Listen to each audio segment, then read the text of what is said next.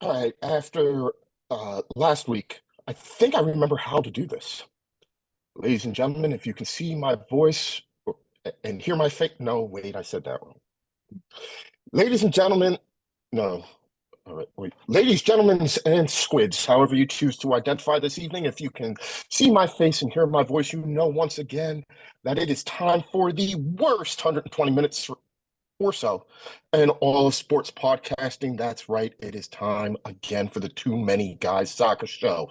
I am your host for this evening, as always, Mike, and I'm joined by my partner in all things podcasting, producer Stead, who's coming to us from muggy Marietta, Georgia, where high school football season has already started, and his son is already getting recruiting letters, even though he's only in second grade.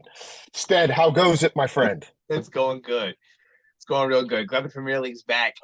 Glad I got an excuse to get up on Saturday morning beyond, making breakfast. So yeah, we got a lot to talk about today. So look forward to getting to it.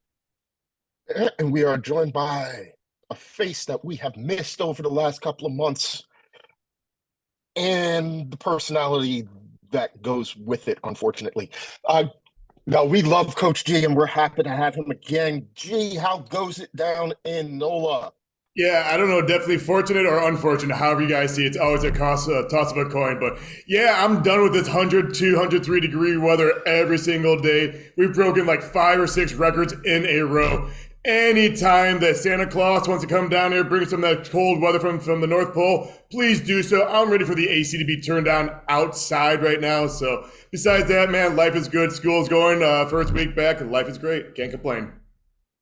Well, like Stead said, we have the beginning of the Premier League. We talked a little bit about some expectations with Chelsea Mike and Coach Matt last week. We'll talk a little bit more about the week that was, a week that saw Newcastle thump at Villa at home and emerge as uh, emerge from the week top of the table. One of the more surprising results, more not because we thought Newcastle was bad, but because I didn't realize that they were going to be that much better than Villa. City does what City does, but how long can City do what City does without Kevin De Bruyne, who's going to miss about the next 4 months with a hamstring injury, just the latest in a surprising number of lower body injuries to start the season. Elsewhere, um, I'm sure a game that we will talk about moment in a little bit with Stead and G. Arsenal get the 2-1 win to start the season. And it ended up a 1-1 draw. Shock! I can't believe that it was a draw in between Chelsea and Liverpool. And just to round out the teams that we all support, Spurs under Ange in his first game in the Premier League. They got a 2-2 draw against Brentford in a game that was extremely entertaining for the first half. Oh yeah. And not so much in the second half. You know, really, that could have gone either way. The one thing that we can say about Tottenham this season is I doubt their games will be uh, goalless. And I have a feeling that they will be at least a little bit entertaining. Whether or not they will be successful remains to be seen. We had some really interesting transfer news. We'll get a chance to talk to uh, the guys who cover the teams on either side, as it was Chelsea gets a leg up over Liverpool with a world record English bid, 115 million to pick up Moises Caicedo from Brighton. To pair with Enzo Fernandez in their midfield. But then they turn around and gazump Liverpool again for Romeo Lavia from Southampton as they launch a 60 million pound bid to get him. So the game might have been 1-1, but right now the off the field stuff is 2-zip to Chelsea. let's start off, gentlemen. Before we give G a chance to talk about Arsenal and the Arsenal match, and to get into a little bit of Serie A, with some of the bigger news that broke this weekend on the transfer front.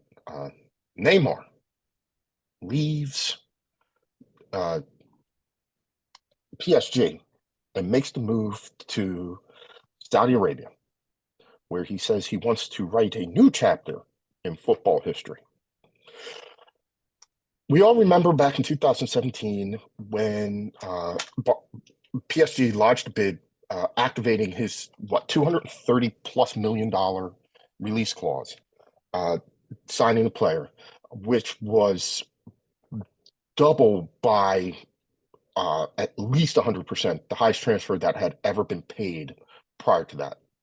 At the time, Romelu Lukaku was going to Manchester, or Paul Pogba's transfer had happened earlier that summer, and that was seen as a world record fee for just north of $89 million. How long ago that seems like, it just seems so long ago that Paul Pogba transfer to Manchester United for $89 million was at the time the world record. Now we have Moises Caicedo going for $115 million, and that's not even really among the more, while it's amongst the most expensive this summer. We barely bat an eye at it when you have the likes of Harry Kane going for 110, a guy who's touching 29 now, and uh, in the last year of his contract, that 30 sum would have actually. been 30. He's 30 in the last year of his contract. So, but it was really this particular transfer that started it. It announced PSG as sort of this team that was going to be challenging or hope to challenge at the upper levels. They turned around with another $100+ million transfer, a loan with an obligation to buy for Kylian Mbappe. The belief was that they could pair them together, and in the words of the immortal LeBron James, not one, not two, not three Champions League finals. But alas, that does not happen. In fact, the tandem only made it to one Champions League final, that back in the COVID season of 2020. Gentlemen, when he left Santos, Neymar was the golden boy. This was a guy who was the future of soccer. And he seemed to just have everything going for him. All the talent, he had reportedly turned down Real Madrid, saying he would rather play just one game with Lionel Messi than a whole career with Cristiano Ronaldo. He comes into Barcelona. He forms this triorca with Luis Suarez, Lionel Messi, and with Lionel Messi and Luis Suarez. They go on. They win a Champions League, absolutely dismantling Juventus, and that's kind of like the high point of it. He leaves pretty much next summer, saying he's going to take this, and this is an opportunity for him to go on and do great things, lead a team, lead a project to the promised land, and then he'll be able to win. And it seemed like a move that was more about individual accolades than team success. He was hunting that elusive Ballon d'Or, which he still has never won. It just became he became more synonymous with off-field toxic antics, injuries, and flopping than anything else. Is it safe to say that his time at PSG was just kind of an unmitigated failure instead? Yes, because they only had one goal of bringing him in. That was from the Champions League. I mean, PSG had already solidified themselves as the Bayern Munich of France. And funny thing is, they've actually lost a few times since they've had him. I think Monaco won a year, Lyon won a year. So I would say, yeah, they Champions League final once in the COVID year. But don't forget, I forgot there was I don't remember the I'm screwing this up, but there was another French team that also semifinaled as well. So if two French teams are semifinaling in a Champions League, that lets you know what an anomaly that particular season was. So I think Lyon might have been the it other might have been semifinal. Lyon. Yeah, it might have been Lyon. But I think that's the gist of it. And yeah, I mean, look, Neymar's a small human being. He's very skinny. But we've seen lots of players like that of similar stature who don't have the antics that he does. And the on the field behavior has not endeared him to fans. And which is why he's never actually reached the status that he wanted to. I don't think he's a bad guy. It seems like whenever he seems to be very open with fans, he really likes to meet kids and stuff like that. He's got lots of friends all over the world. But unfortunately, I think that he was a little salty about the Mbappe situation. I do. I think Mbappe came in and stole the thunder, and the fact that all the focus was on him as the person who's going to win that one for PSG, even though all along they knew he didn't want to be there. I think it just made it even worse for him. We thought it was a mistake for him to leave Barcelona in the first place, and it's proving to be probably pretty true. And I think Mbappe is doing the right thing by, if nothing else, trying to get out of that situation, because he knows what it's never going to turn into him being the level of player he is. And we all have to remember when Ronaldo, who's a little bit older, but when Messi and Ronaldo were winning back and forth, his biggest cheerleader was Pele saying that they're not better than Neymar. Well, yeah, they are. And it's and the reason why we can easily say that, it's partially Neymar's fault. He should never have gone to PSG. He never should have. Now, I'm not going to hide the fact that I do have some disdain for the French league, primarily because they have this one team that has all this money and they're very dominant, yet we've seen them falter and crack more times than they probably should have. But I think overall, yeah, this did not deliver the one thing that they wanted. And let's never forget, Marseille has a few Champions Leagues. So PSG has never, ever won Champions League. And with the current situation, they're not going to win anytime soon. So I think this was overall a failure. And I also think it was a smart move. Neymar, you're what, 33? I think I'm going to see how old he is real quick. Really? Yeah, Neymar is 31. So he's still relatively young. He's 31. But he knows his best days are behind him. Just go get some money. Just go get all the money you can. I know he's got a bunch of charities and stuff like that. Just go. It's okay. It's okay. Go get the bag.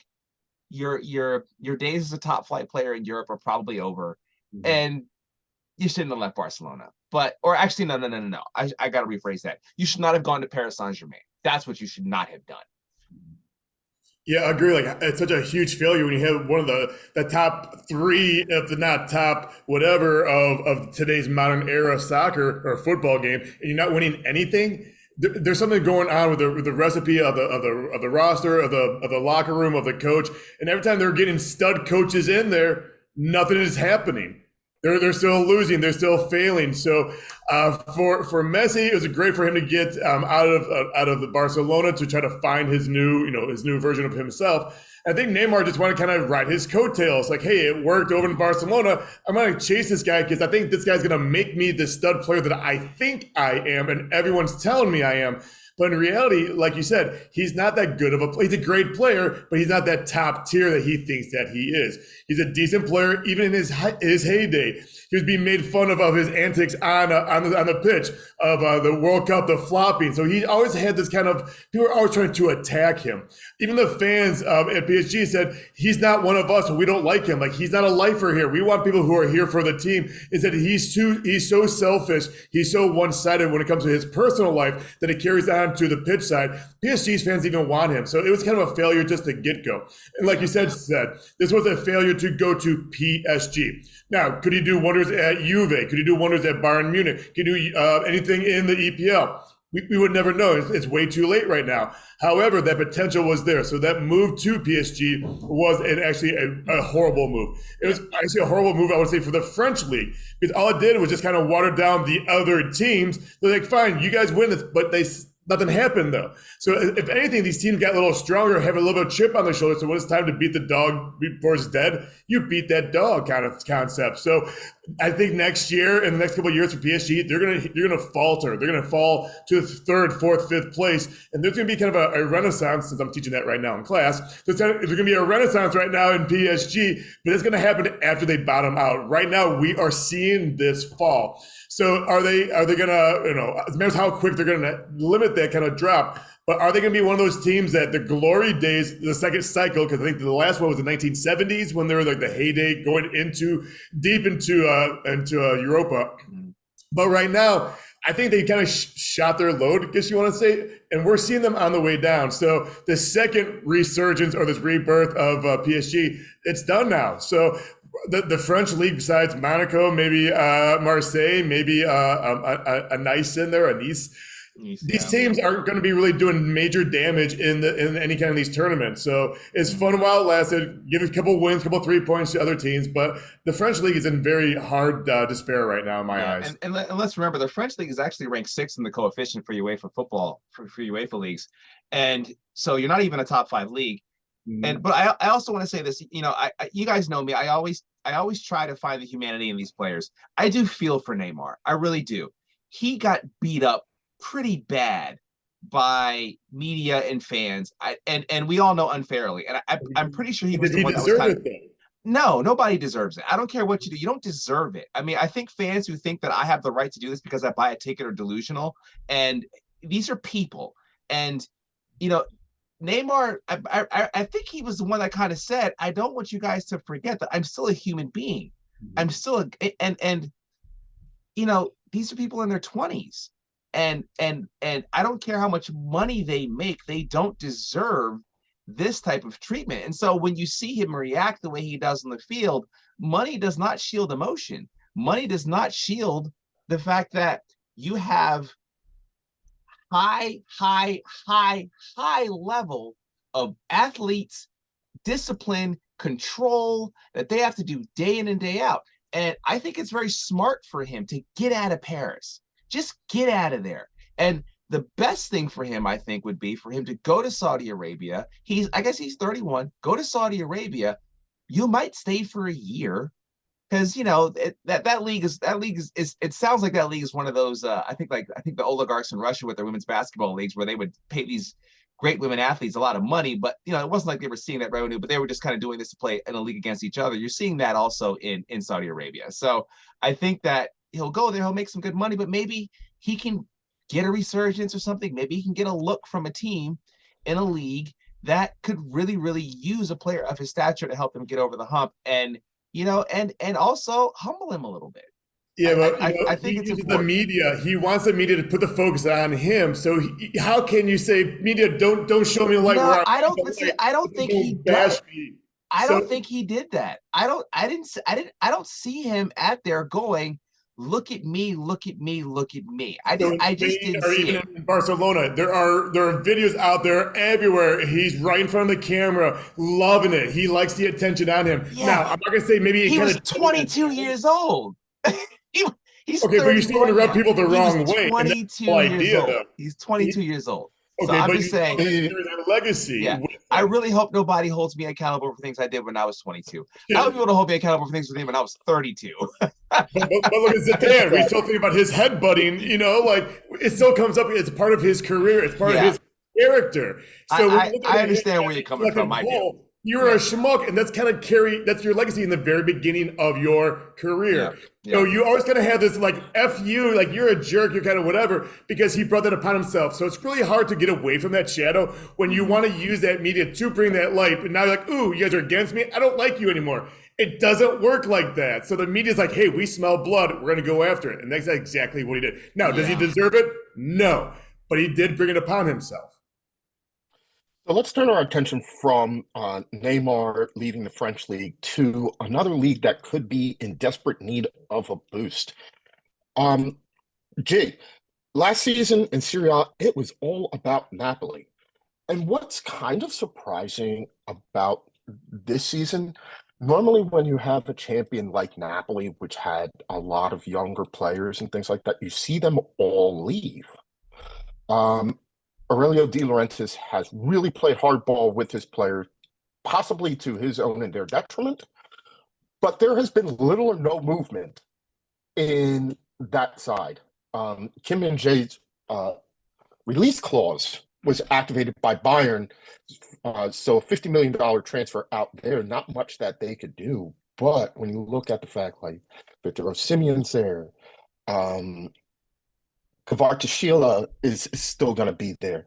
This is a team that's going to bring back a lot of key players from a team that kind of romped to the Serie A title last year.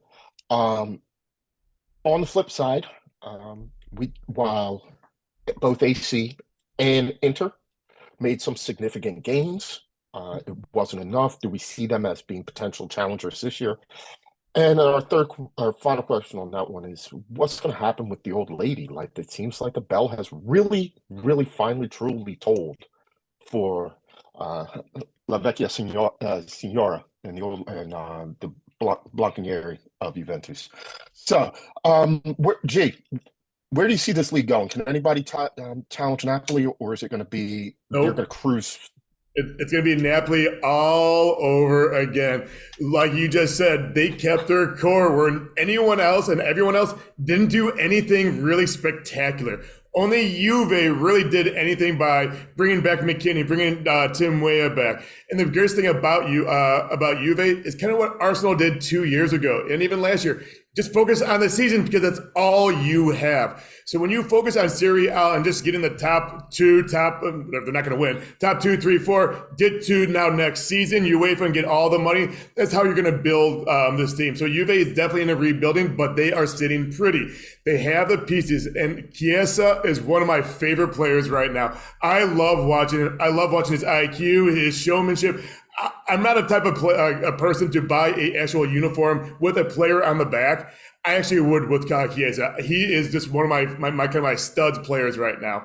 So when we talk about the other teams, we talk about AC Milan. Yeah, they have now we're getting a U.S. feel with Musa over there. Now Pulisic's going to be over there. So besides those two signings, yeah, they signed Ruben Loftus-Cheek. I think away from who was it? Everton, Chelsea, I think. Chelsea, Yeah. right? Chelsea. But one of the biggest losses, and it's the Newcastle's biggest signing, is that Sandro Tellini. All right. So Sandro Tellini right now, one of my buddies, his name is Shane. I had to give him credit for it. He goes, gee, watch this player. This guy will be good in a couple of years. When he was playing over in AC Milan, I kind of watched him here and there. Well, his uncle, Pirlo, just a real famous soccer god or whatever, maybe kind of taught him a thing or two. So right now, first game for Newcastle, a diving goal. Like his foot is right in the middle of the air, and he's an all-out player. Newcastle had a very great signing with him and bringing him on the team. He's going to fit perfectly right there. One thing you talked about with all these new signings after we give Carlos our EPL predictions, I hate this crap, man. It's like, man, no, so I'm going to drop, Brighton a little bit higher or lower, and I'm going to bring Chelsea up a little bit higher. So it kind of sucks right now when this stuff happens, but this is the greatest thing about soccer and all these leagues. You never know until they play the actual games itself.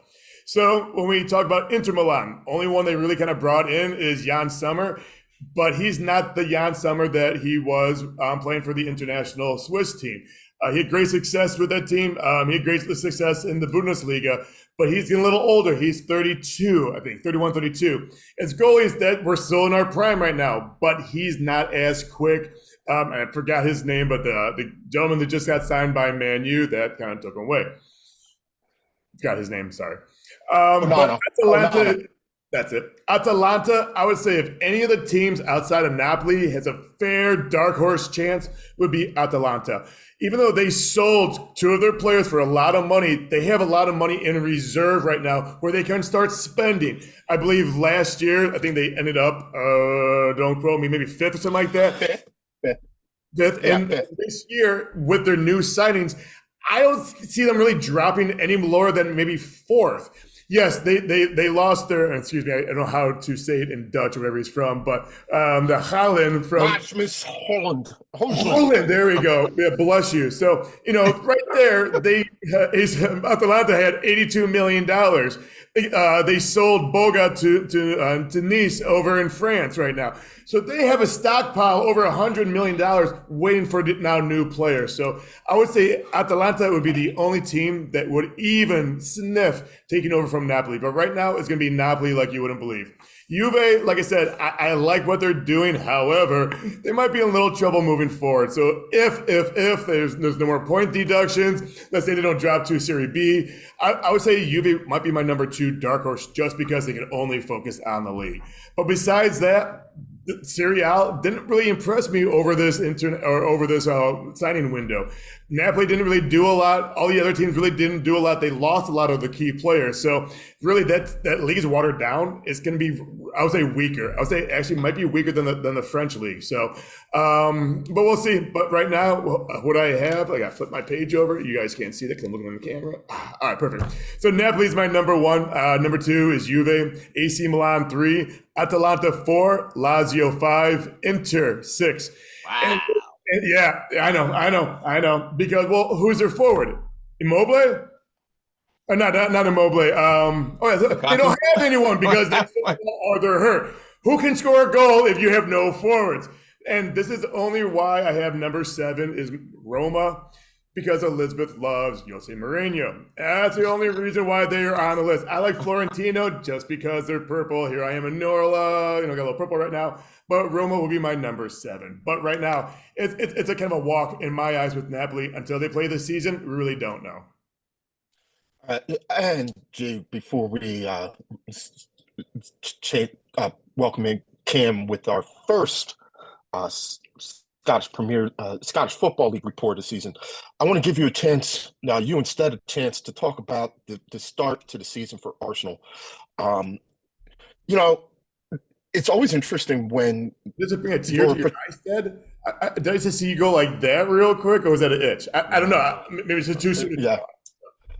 It's always interesting when the team that you are perceived to be chasing plays before you. So they were able to see what Manchester City did in City's opening 3-0 victory, and Arsenal went out. It was 2 goals in the first half. The move was Saka with an absolute belter. The first one, just a beautiful team goal. I thought that they let the opposition back in a little bit. I don't know. They looked to be in control throughout, so in control throughout the second half. But they just were never able to get that third goal, the one that would kind of kill it off. So when you let up one and all of a sudden it's 2-1, all of a sudden it starts to look a little bit more nervy. Now, perhaps that was a little more, they were in more control than we give them the credit for. And there's no doubt that they're going to improve over the course of the season. But, hey, all we know at the end of the day was they opened the season with 3 points and a 2-1 win. So, how'd you feel about, I know how you felt going into the season. This is your year. I know how you felt after the end of the game. This is still your year. What were your impressions overall of Arsenal's first competitive fixture this season? Yeah, we're still, it looks like a young team. We saw flashes of, oh crap, here we go. They're about to come down. We have to weather the storm. But that storm was weathered real quick. And that's what I like about this team is this is a year that they grew from last year. So all these, oh crap, last year is like, all right, I think we have it this year. So you can see this progress just getting better. The fixtures and the players that they are kind of subbing in, subbing out, they're working as a team where we saw kind of drops last year in performance when they would sub out. Right now, we're looking good. I'm kind of a little scared about our forward situation. I would like to have a little bit more of a concrete goal scorer. But that 2-1, not bad. Just like in football, weeks 1 through 4, all the crappy teams are going to give 100%. Then they kind of fade off. This is what we just saw. We saw a Nottingham Forest that I think everyone predicted them either 16th, 17th, or 18th or lower in our predictions. we don't see them as high. So a bad team is going to give 100%. They're going to fight. And that 2-0 is always kind of a nail biter of a score because it goes 2-0, 2-1. The other team has momentum. The other team is like, oh crap, what do we do? But now this year, we see this kind of now a new feel, a new energy, a new IQ, a new growth in Arsenal that we didn't see last year. So there's a good thing. So far, in my eyes, we're 2-0 this season. Yes, we have the Community Shield, but we saw a young team not quitting against the mega machine of Man City. So looking good so far. There's still a lot of areas that we need to clean up. We need to be healthy, but luckily we're getting all our injuries right now. But moving forward, we kind of stop that. But luckily this year we have some defense coming off the bench who are actually really good players. So our players coming off the bench, not like 3 years ago, we're like, who is this person? But right now, I'm liking our squad. I'm liking everything. In Arteta, we trust. Stead, how are you feeling? I'm so sick of this crap. I'm sorry. I am. I mean, look, you can't have 79. I know possession is a misleading statistic, but they were susceptible to the counterattack the entire second half, and that's got to stop. Stop. If you want to kiss with the big boys, you can't let the worst lead in soccer, which is 2-0, bite you in the rear end, and that's what almost happened. That's what almost happened. Now, am I more of a pessimist? Yes, absolutely. Absolutely. I have my 3/4 full glass of wine here, and I think it's half empty. I already wondering when I need to get some more. But we saw so stereotypical Arsenal crap. You saw a drop-off in the second half. You saw a team believe that they had a shot to get back in the game. You saw an injured left back. Like, you just saw everything that is wrong with Arsenal appeared. And they are lucky they got 3 points. They're lucky they got 3 points. This, Arteta has to win a trophy this year. He has to. Yes, he does. He has to win a trophy or at least final. He has to final. He needs a final in the, final in the Man City Cup. Do something. You have to do something. And I was happy first half. And then once the second half started, I started going, here we go again. Here we go again. Here we go again. We cannot rely on Bukayo Saka. I know he's on £300,000 a week, which he has earned and which he deserves. We can't rely on him to constantly win the game for us. Yes. And we are overly reliant on him. We are overly reliant on him. He is a world. Right now is kill. It's gonna, because all these good teams, like, hey, if we take him out, game's over. That's because that's all they have. He is surprisingly durable because he's not a big guy. But he is a world-class player. He's world-class. You cannot overly rely on that player to keep you alive. Yes, I'm worried about the lack of goal scoring from a center forward as well. I am. I thought Kai Havertz started to play in the second half. I thought he started to play. I think he was a little lost at first, but that's expected. I was okay with that. But it's Nottingham Forest. They lost 5-0 in a preseason game. 5-0 to a mid-level French team. I'm sorry. That team's not very good. They're not. And they looked like a pretty solid Premier League team against Arsenal. That's the kind of crap that drives me insane. But listen to yourself. All these negative stuff that happened, and we still got 3 points. Like, look at 2 years ago, we lost Brentford. I get it. But, like, every 3 points. You guys know I like Larry. That's my guy. I like Larry. And Larry's rubbing off on me a little bit, all right? Manchester City Larry. Come on. He rubbed off on me a little bit. They up 5-0 and he's angry. I'm starting to get a little bit of those Larry vibes here. At least I wear red when it comes to Manchester. But all right. But hey, man, when we signed that Timber guy for X amount, a lot of money, and he gets hurt the first 30 minutes, we got a sub that comes off the bench and everything's great. I know they bought it. We still have Zinchenko. We still have Kieran Tierney. I get it. They can't sell Kieran Tierney now though. Don't sell him. Nope. Don't sell him. We need him for at least 5 games before he finally gets hurt, so we can get him through and so we can get this player back because he's going to be out at least he might even be out for the year. But now, did you see Tommy when he lifted his shirt up? I don't know if you saw. I noticed that too. Yo, he's on point right now. I don't know what I happened. was like, whoa. The game, I go, this guy did some off-season workouts. He is stacked right now. He looked Skinny like he's to me, put on but about 5 pounds of muscle and dropping the body fat. He like, looked he's D's. I ready. was like, yo, he's ready to play. I was Because happy about that. I was like, oh. because when he came in the league, he was too soft. Yeah, And it he looked like was. he had to bulk up because it wasn't a league that He he's ain't soft no more. before. He's not So, soft. He's 6'2". He's about 180 right now. He looks thick. yeah. Yeah. So we're looking good. So again, yeah, I hear what you're saying with all these holes and a lot of this, but ultimately at the end of the day, we got 3 points, and that's Yep. all we keep going. 3 Yep. points. But in March, we ain't getting those 3 points if this crap keeps happening. Agree. But right now, You got to stop. Send a message now. Come on, man. That City game was over in 10 minutes. If you want to kiss the big boys, you got to put it away. Start from on the neck. Start from on the neck and be done. Get there, man. Life is good right now. Remember, 2 years ago, 3 years ago, where we came from. All right, life is good. Appreciate it right now. Remember, you had a full head of hair a couple years ago. You're going like I'm losing my shit too. Like now it's our time. I lost my hair 15 years ago. I'm trying to help you out. I'm just saying, like, life is good for us, man. Just look at the positives. Yep. 3 points is 3 points. Yeah. All right, G. Well, we want to thank you a lot for joining us. Hopefully, we'll get you back on next week and more regularly. And G, I might be getting in the car and driving down to New Orleans in a few months. I will let you know. I got a back room ready for you, man. Just let me know. All y'all. So this might be our last year here at this house.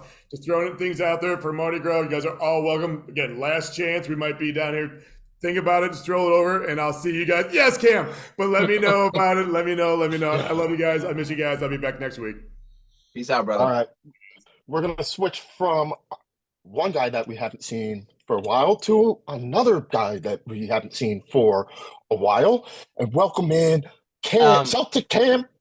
Cam, were you able to remove your bubble wrap? Because I think you needed some. It's past spring. I think you're okay.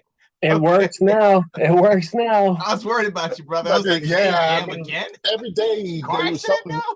Car accident, falling off of the roof, all of this stuff that happened. My wife was worried about you. She was like, something else happened to Cam? So Cam, of course, joins us regularly to give us our report from that land of enchantment that is Scotland. Now, unlike the Premier League, Scotland decided to get a jump on everybody, and they are actually 2 weeks into the season. And Cam, the season actually started off with what could only, in my mind, be considered a bit of a shocker. No, Celtic is still at the top of the table. But Rangers dropping 3 points right out the gate to Kilmarnock, giving Celtic already a 3-point advantage. And we know those points, when it comes down to these two and the old firm race at the end of the season, every single point dropped is crucial. So, Rangers finds themselves a little bit lower in the table than they would like to. Celtic does what Celtic does, even though they welcome back Brendan Rodgers. They keep winning, maybe not looking as fluid and overwhelming as they did under Ange, but still winning. And Aberdeen keeps doing Aberdeen things. Give us your impression of the first couple of weeks of the Scottish season. Yeah, no, I mean, you summed it up perfectly. It was a weak-looking Rangers against Killie. Very odd. They had some powerhouses from last season on the pitch. Very odd that they lost to Killie. Very odd. Killie, I will say, did look very organized, and Rangers looked like it was the first kind of five-a-side, playing with each other sort of thing. Did not look very fluid. Was a if I was a Rangers fan, I'd be pretty embarrassed. I'd want to wipe that game from my memory. It was very unfortunate from them. Beale has some work to do, I think. You know, they just won, I think it was 4-0 against Ross County. So, you know, good for them to getting back on the horse sort of thing. But he has some work to do in terms of his bench players coming into the team, I think. Celtic, as you said, not looking as fluid. Playing Aberdeen, who has arguably a player in their squad that I would love to see come to Celtic, Miowski. Great player from Macedonia. I think he got close to 20 goals last season. I think he's absolutely fantastic. He gave Celtic some trouble. Celtic were not looking, as you kind of mentioned, Ange Postecoglou style. Brendan Rodgers is attempting to put this team together in his image. However, he's got a short period of time. So, yeah, overall, Celtic is looking decent, not where I'd like them to be. And Rangers, slipping up at the first gate, love it. The last time we spoke was right before the day that all Celtic fans feared, so I haven't really had the chance to talk to you that much about this since that occurrence. Ange, of course, going to Spurs, and Brendan Rodgers coming back to Celtic, where, look, that team that he had in his time there was just about as dominant as it could be, winning back-to-back trebles, going through the season unbeaten. But I think the big thing for him, for Celtic, is his European experience. Um, he has had some really good runs uh, with Leicester in Europe, and you and I have talked at length on this program about the fact that Celtic, while they dominate and will continue to dominate now, just because of their sheer financial gap that exists between them and everybody else, um, they continue to have an advantage because of that financial gap. But the thing that they're missing is a solid run in Europe. They find themselves by nature of the Scottish Premiership's uh, league coefficient as automatic qualifiers for the group stage. We're going to do this again. How important is it that they are playing knockout football in February? I think it's a great topic. I think it's very important, especially with someone like Brendan Rodgers, who I will say is extremely divided. Before my lifetime, I don't know, but in my lifetime as a Celtic fan, this is the most, I think, divisive coach appointment that I can think of. This is a man that left Celtic midway through a very important season, like a very important season, and now he's back. And the fan base is divided. I'm not going to list the reason. There's so many different reasons. So, that alone is a bit shaky. His pedigree in Europe is what, the positive fan base is talking about. This is a guy that, through February could get us European football. Myself, I think it's bitter, but I'm willing to swallow that pill. For someone that could get us some European football, there's been a few what I think are good signings, a few on the horizon potentially that are a little bigger than we usually buy. So, European football, I think, will be really important in February, not that we're gagging for money, but just for the club and the supporters, especially, the fact that Brendan Rodgers was here and then he wasn't here, sort of thing.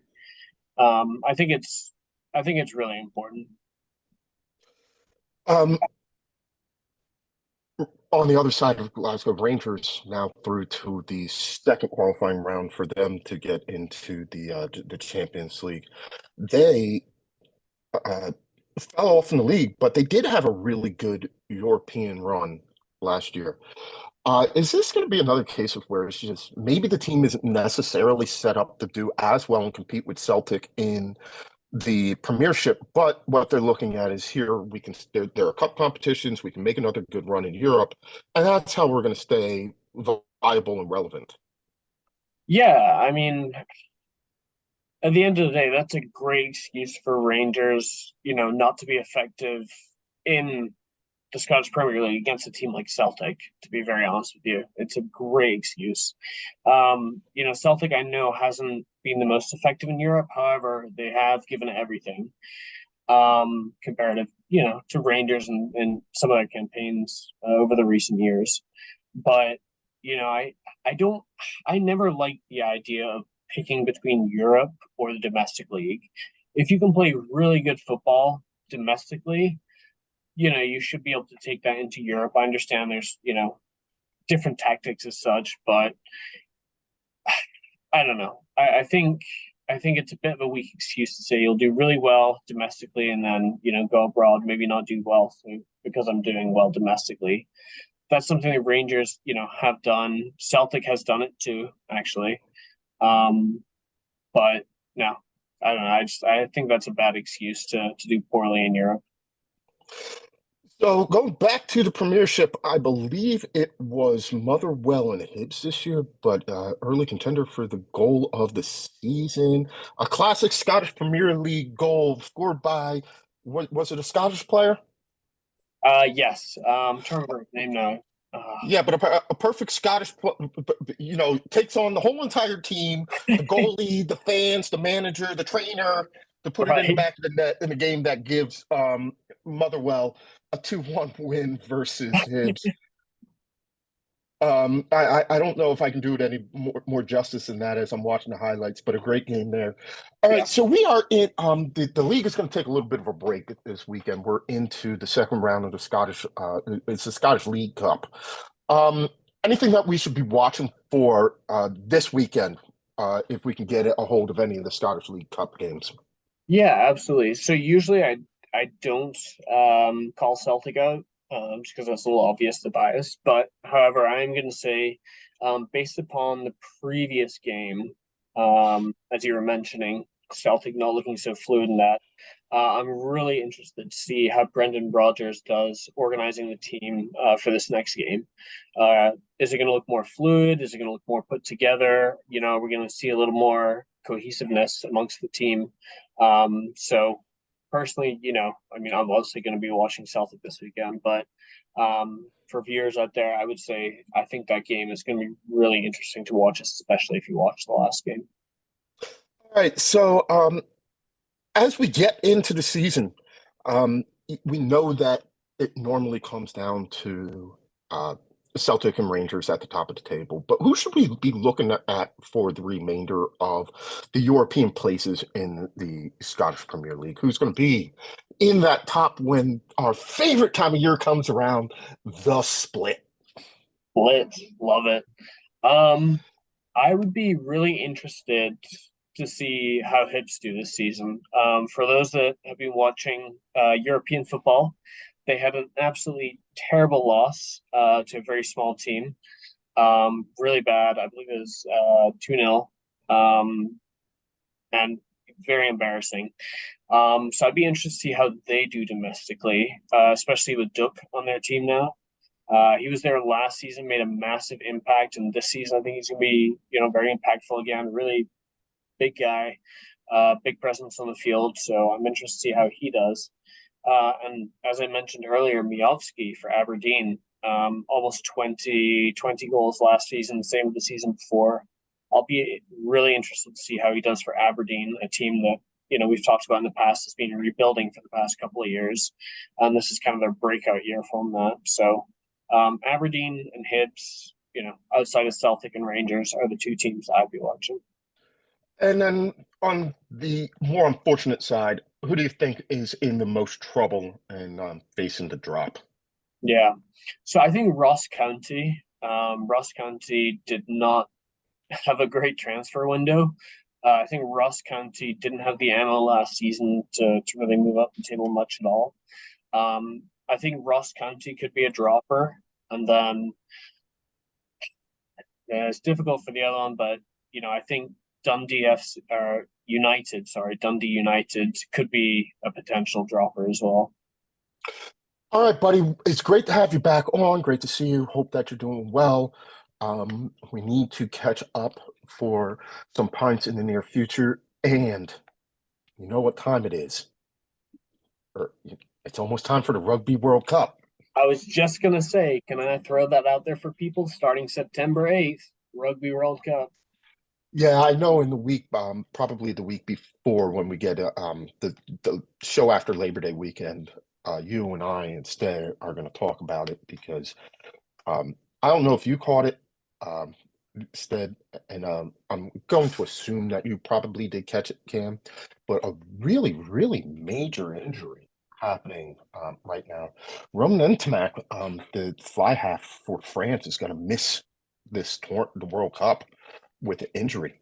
Yep. That is absolutely like Huge. huge. It's huge. I mean, it was him and Dupont who kind of made that French team go, and to lose him uh, right before the World Cup this weekend in the final warm-up game. I mean, that's just a major league loss for them. So that was probably, I had to say, that's a game changer for how I feel about the French and their ability to compete in this World Cup. I agree. And to be honest, like as a Scotland fan, I'm actually sad about that. That partnership, I used to play scrum half and my fly half. We had a very good partnership, and that's an essential part of the game. So, with how beautifully France played and how well that, him and Dupont partnered up, I'm a little upset that it's not going to be the World Cup again. Like, I'm not going to get to see it again for a little bit, especially at the World Cup. It's sad because it was beautiful play. So, all right, buddy, we'll get you back next week. As always, great to talk to you, and look forward to watching some more football and rugby with you in the upcoming weeks. All right, great to have Cam again. So we got Professor Matt waiting in the wings. I'm sure that he's got a lot to say about a lot of things. Putting it mild. How It you has guys been, doing? yes, it has been a very interesting week on a lot of fronts uh, for your beloved Liverpool FC. We want to discuss the game that was actually played or the soap opera first? I'm kind of waiting for Chelsea Mike to get into to talk about the soap opera, because by far, I'm not going to say that the game was boring. I don't feel like it was the most engaging affair, but I actually feel like watching this, it was a little more easy on the eyes than I have seen the previous iterations of this particular match. Like, let's start with the fact that there were goals scored. Yeah. There were goal scores that counted. And then both teams had another goal knocked off by VAR. What is it? 6 in a row that have ended up in ties and draws. Yeah. And 5 of the previous 5 had all been 0-0. Mm-hmm. So let's start with the fact that it was positive that there were goals. I saw more attacking play and impetus from both teams. They both looked at times like they looked very good going forward, and they were both able to unsettle the opposing defense. So it wasn't as bad on the eyes as I thought it was going to be. But there was just a myriad of things going on that happened to go on in the stands. And then there's just, even outside the stadium, there's been a myriad of things going on with these transfer battles that's got to be really interesting. So we are going to get into that. You have even down to Mo Salah, who not one to show emotion, getting a little bit upset when he was subbed off late in the game by Jurgen Klopp. So how about we start by you giving us your opinion of Liverpool's performance in this match?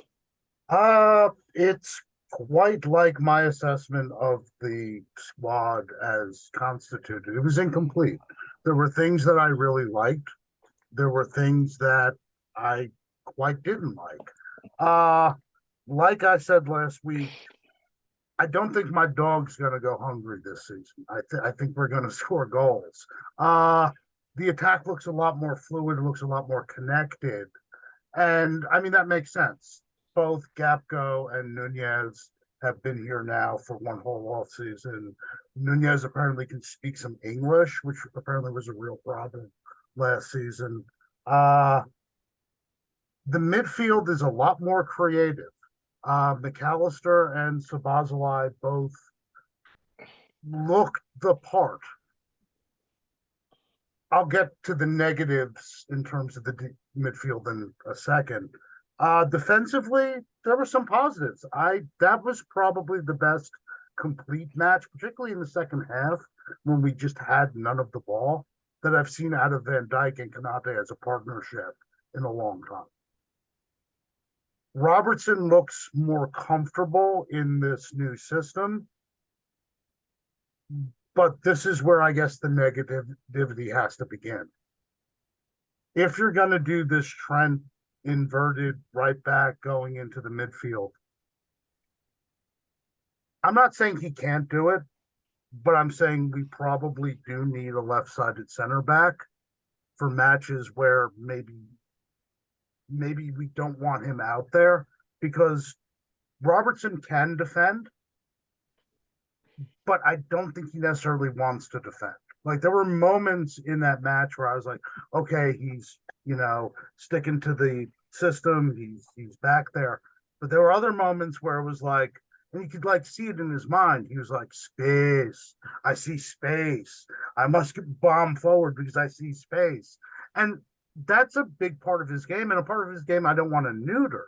I think you can get away with that in certain matches against certain opponents, but it's a dangerous game.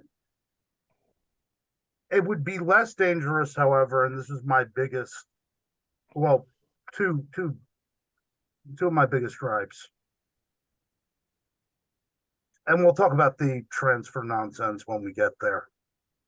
We need a defensive midfield, because as good and as creative as our midfielders were in the first 30 minutes, the assist that created the assist from McAllister we haven't seen that from one of our midfielders in a while.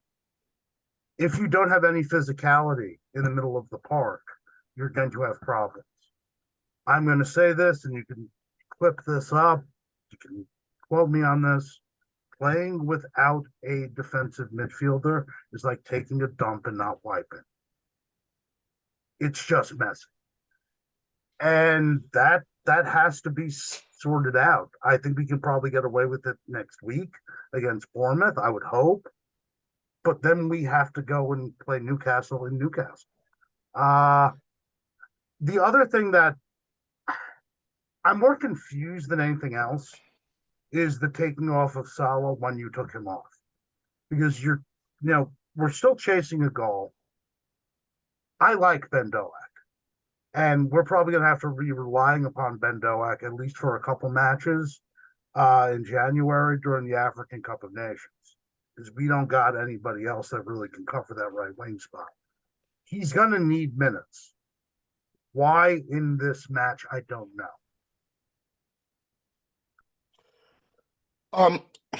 Stead, you are very familiar with that plight of playing without somebody in that defensive holding midfield role.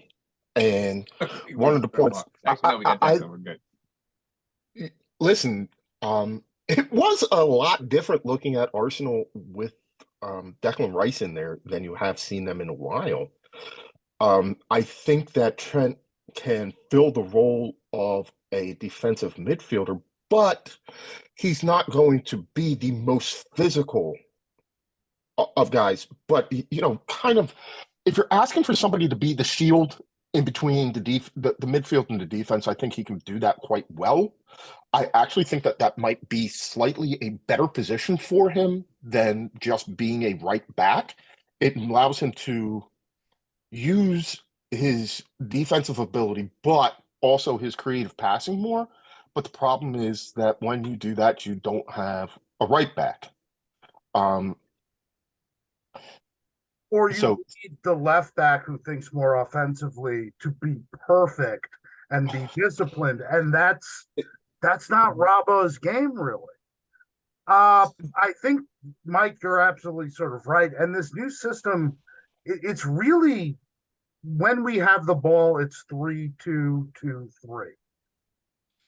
Well, yeah, because, and I thought it was odd that nominally you had Gakpo in the midfield. I'm guessing that his role is going to be more of a attacking midfielder, almost like a number 10.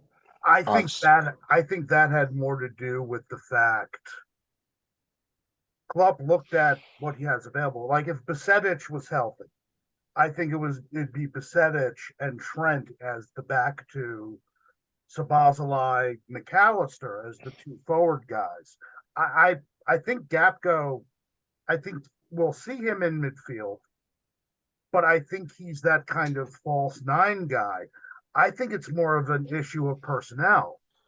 I love the fact that what you're coming up with is a 3-2-2-3. Instead, Jurgen Klopp read a book and stumbled upon the WM formation. Thank you, Harry Chapman. Yeah, I don't see the point in keeping Trent right back either. Like, because yes, he does have some defensive abilities, but let's not get it twisted. He's not a good defender. I mean, he's not. So, I guess this will probably lead into what we're going to be talking about with Chelsea Mike with the transfer issues. But yeah, I'm going to say this though: I am really glad that Trent cut his hair. Really glad he did that. Sorry, he had some Dele Alli vibes going on. I was like, bro, come on, man.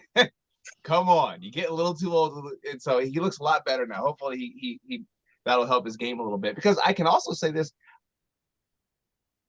to stick to Trent a little bit, Trent hasn't played as well as he had a couple of years ago. He hasn't. I thought Trent looked pretty good though. I liked him in that role where they moved him. So I'm hoping that they just kind of maybe, yeah, your starting line, the way the formation looks is never really how you stick to it in the end. So, but that seemed to work a bit better, at least from an attacking standpoint. I actually thought Liverpool should have won that game. I mean, they looked the better squad, but as much as Chelsea dominated the ball in the second half, we actually looked the more dangerous. If that makes sense. I agree. That kind of goes back to, I don't think we're going to have a problem scoring goals. Yeah. It's just we need a physical presence next to Trent in that sort of double. Well, and you can't expect everyone to fully just understand that Virgil van Dijk is the enforcer and he's back there and that's the guy. Like he can't do that by himself. He can't. There's got to be somebody else there that can have that role. I think we forget though, Virgil van Dijk is getting older. He is, absolutely. He also had a catastrophic knee injury. He's been very injured very recently. Very injured. You and I had said prior to a lot of football in the last. Well, and that was the thing. Prior to the ACL injury, like here was a guy who barely missed a game. Mm-hmm. Extraordinarily durable, especially that for his size and his style of play. Yes, exactly. I mean, you got a guy who's almost 6'6". Yeah, I think he's starting to slow down a little bit. He's not able to cover the same amount of ground that he used to, so he's relying on the athleticism of Ibrahima Konate. And Konate's big. He's good. I don't know if he's always the best athlete. If that makes it makes complete sense to me. He kind of looks like he lumbers a little bit to me sometimes. He's got a little bit. I'm not saying that he is, but he's got a little bit of Harry Maguire in his game. He doesn't always look like he's moving as fluidly as you would like him to move. I don't know that right now with Virgil van Dijk in the state that he is, that's necessarily the best option. And, unfortunately, you got Joe Matip behind him. I guess everybody feels a little bit more comfortable with Konate than Matip. Well, it's sort of the same thing with Matip. Injuries, getting older. I was going to say, he gets broken. Yeah. And then even behind him, like, has anybody seen the carcass that used to be Joe Gomez? No, we don't. I was just about to ask what happened to him. He's the auxiliary right back at this point for lack of anything else. If he wasn't English, because of the homegrown rule, right? I actually think he might be gone. I was wondering why he was even still on the squad. I was wondering the same thing. Like the points that you're bringing up is why I keep saying we need a left-sided center back, not just to have defensive cover at that left position, when maybe Robertson isn't the best play, but also ideally a guy who's relatively young, because we have to start planning for life after Virgil van Dijk, because that is sooner rather than later. The end is not now, but the end is you can see it coming. Mm-hmm. I think that's one of the big problems that we've seen with Klopp is a certain inability sometimes to plan for the inevitable departures. Yeah, I was just wondering the same thing, because it's like you don't see a lot of players. I mean, maybe I'm mistaken because I don't follow Liverpool as closely as maybe I should, but it just doesn't seem like. I remember a couple of years ago just talking about how excited I was about academy players that Arsenal had. I don't feel like that same conversation is coming out of Liverpool. Are they really planning for the next few years or not? I mean, I'm asking. I really don't know. It just seems like from a lay perspective that they're not. I think there's two things at play. One, which is on Klopp, and I've come on this podcast and said this a number of times. One of my biggest gripes with him is that he's too loyal. Mm-hmm. You know, we could have moved some of these older players on bit by bit over the last 2 years. We chose not to. We've had it's funny, under Klopp we've had some notable academy players come up. Trent being the obvious one. Mm-hmm. Curtis Jones, Pasedic, this young Scotsman, Doak, but Elliot, but they only emerge and get a chance when like the sky is falling and half our midfield's hurt or something like that. So that's part of it. I think it's become more acute, and this is going to tie into the whole transfer saga, epic debacle, call it what you will. When we look back and we assess this period of success at Liverpool, people will remember Klopp, people will remember Salah, Mane, Henderson, Van Dijk, Allison, etc. But a critical name, which I think gets overlooked, particularly by non-Liverpool fans, is Michael Edwards. When Edwards was there and he was the sporting director, the stability, and indeed all of the names of the guys, the academy players that we mentioned, all were bludgeoned in while he was here. In terms of planning for the future, Stead, I don't know if we necessarily have a plan for the future now. Because since Edwards has been gone, we're on sporting director number 3, and he's a rented dude from Germany who Klopp may have had 2 beers with back in the day. Like literally, those are his qualifications, and that's a little worrying, because I've always been a big believer of attempting to future-proof the squad, and the best way to do that is a mixture of your academy and smart signings before you have to pay extortion rates. And still one lose. of the big, yeah, I think one of the big problems is now we are in the Premier League has become about winning the summer. Mm-hmm. You either get your name in the headlines for spending the most money, or you get the name in the headlines for spending the most on a player. And it's not sexy to say, hey, we are going to pass up the opportunity to sign Moises Caicedo because we want to blood this kid and give him games.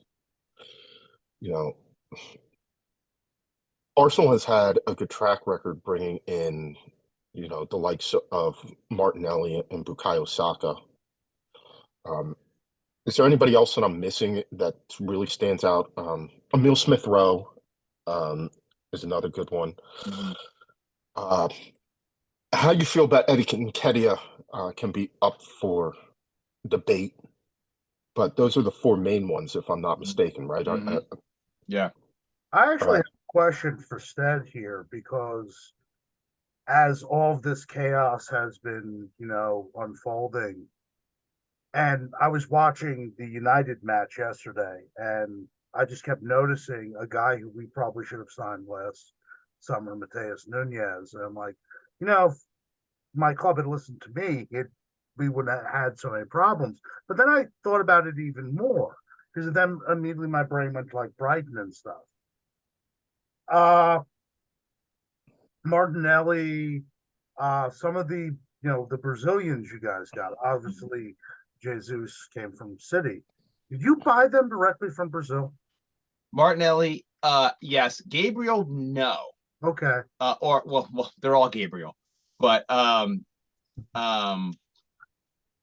believe he was in. Let me look it up real quick. But I'm pretty I sure feel he like was. Gabriel. I thought Gabriel was on a team in France. Yeah, France. I was thinking France or Belgium. So Okay. let Yeah, me look that up real quick. he But was I'm already pretty playing sure pro. he was already. Yeah, he was already The playing reason I somewhere. He asked was. this, Yeah, you're right. He was in Lille. He was in France. He was playing in Lille. Yeah. the reason I asked this is because, and I don't think you can build a championship winning squad just by doing this. But we've been talking back and forth during the summer. Me and Mike got into a long one about Moneyball and what is Moneyball. Increasingly, though, if Liverpool wants to, dare I say, embrace the sort of Arsenal model in this rebuild, which I kind of hope they do, a way to do that would be going directly to the source. Mm-hmm. In Latin America, Eastern Europe, even Africa. Look, they got Martinelli from a Serie B team. Yeah, He was playing for Corinthians, and then he was as a youth, but he was 18, I think, when they got him. 17, 18. He was still very young, so he was definitely one that a scout said, "Kid, right there. Let's just go ahead and peck him now." Yeah. But I don't think that they got, and I don't think they got many of any of those directly from Brazil, and it's very rare to see a player go directly from the Brazilian league to the and no, you're some right. of that Martinelli's a bit of an anomaly. He is. He's a bit well, of an but anomaly. that's why I brought up Arsenal came into my mind simply because Stead is here and the young Brazilians. My mind was going almost to Brighton, where they like maybe some of the bigger teams should start. Hey, rather than paying the middle guy in France, Portugal, Belgium, or another Premier League team, maybe make 4 of these signings every year. If 1 or 2 pan out, good. You should be okay. I know that United has done that over the last couple of years because under the radar, you've had the signings of Anthony Alonso, Amad Diallo, Alejandro Garnacho, guys like that, right? And we've actually seen them, and they have been youth team players or very young professionals that they've signed from lower divisions. It's kind of like these small end of the deadline day deals that they bring up, and they actually have done that. And you're right, like you've got a hit rate right now of 33%. Garnacho looks like the real deal. He does. Absolutely. Diallo, the jury's still out because of the injury. Like he had a good season last year. And then we saw Anthony Alonso get moved on, right? And so they've played a little bit in the academy, and they've played a little bit for the Pro League. I mean, famously, they did that with Paul Pogba, picking him up from Vav initially, and then sending him through the academy. One of the reasons why we don't see a lot of these guys coming directly from Brazil is there are massive issues with third-party ownership. Yeah, Brazil's notorious for that, and Africa's issues with that are growing. And it's also registrations, birth certificates, documentation, but definitely third-party ownership. The other thing is that you're seeing more and more of these teams, they will set up scouting combines if you will, in Brazil, but the youngest Brazil players are getting bought at a very young age. I'm going to try and get Brazilian Peter back on because he's actually down in Brazil. I Oh, saw he him was over the summer, but great. he's If I could, down in Brazil. if I could dig up that show, I'm gonna repost his portion of that because his explanations of how the things are run down there was just fantastic. But one of the things that he was he's mentioned, and we've talked about it a lot, is the fact like the Brazilian game in the Brazilian league is actually not that good. No, it's No, not. no. It's not. It's very like we are used to the Olga Bonita style of soccer that we see the Brazil national team play, or that we have grown to associate with the Brazil national team. It couldn't be further from what they actually do. I was in Brazil, Serie and A. that's been true for a very long time. I was in Brazil It's probably very 15 years defensive. ago, and Right. yeah, I was shocked where I was at a restaurant with my girlfriend, now my wife, and it was surprising to see that you think Jogo Bonito, you think the way they move the ball, you think the way how they have this total football approach from the national team perspective, and I'm watching it going, they're playing the formation and style that I see 10 and 11-year-old United States play. The defenders did not come out off the box. They stayed low. It was flashy, it was showy, but I would say from a tactical standpoint, it was very, very, very poor. Yeah, And but the funny thing was that I was kind of making these weird faces like, and there was a gentleman there who spoke English who noticed my interest in why the game was played that way, and he flat out turned to me and said, "Yeah, this is just because Brazil knows that this isn't the way that we win, which is why our players who are playing elsewhere don't play like this, and why our national teams don't play like this. But this is what gets the butts in seats currently, so that's just what they're going to do, which is sad. But Mike, you're exactly right. It's not a very good style to play. It's just not a winning style, and it's a poor way to play, and so you almost you see it trickle up. But I want to cycle back to what you were saying, and to wrap up this part of that conversation before we bring in Chelsea Mike. Matt, you asked, part of the reason I would argue why you have those four names that I mentioned coming out of the Arsenal Academy was because much of that was out of necessity. In the years that Arsenal was down and struggling, like they just did not, because of the regular for failures in the league and in Europe, they didn't have the money to bring anybody else in. And they're So it's paying like off the stadium. they're They're paying paying off off that the stadium. stadium. Well, I mean, I think by that point in time, the stadium had long been paid off. Oh, They just well, yeah, but Kroenke wasn't investing any money in a team that was wasn't that winning. was my point. The stadium had long been paid off, but that was still like, okay, now they had to recoup. And Kroenke was very unfortunately open about the fact that he did not buy that club for them to be champions. He bought that club as an investment, and so he was trying to recoup his investment at that time. And if it So wasn't the for stadium, and it was his investment in the team that he was trying to recruit from he the was team. trying to recoup the investment, but you can honestly say if it wasn't for his son, who he's given basically the reins to the team to, who is like, no, I want this team to be successful. I firmly believe Arsenal would still be that team that thinks that finishing fourth place somehow equals a trophy. They'd still be that team. But so they've gotten themselves into a situation where they had no choice but to blood these guys in. And it so happens that, they found out shockingly that some of them are actually good. Yeah. But come on, they were relying on Marwan Shamik and what it was pretty obvious at that point that the team was not necessarily trying to compete at the highest level with the signings that they were making. Yeah, and so it became about blood in the youth guys. It becomes a lot easier to play youth players when the stakes are lower. You don't see any of the big teams when they get to those points saying, you know what I'm not going to do this year is go out and buy a left-sided center back. I'm going to let one of the academy kids come in and play that role. And coaches like Jurgen Klopp, coaches like even Pep to a certain extent, and they're just not trained to rely on youth players because there's this nasty quality of youth that requires development, and it's too risky to put these games in the hands. So Yeah, that is true, but there was effort put into. I'll just say to Saka and ESR.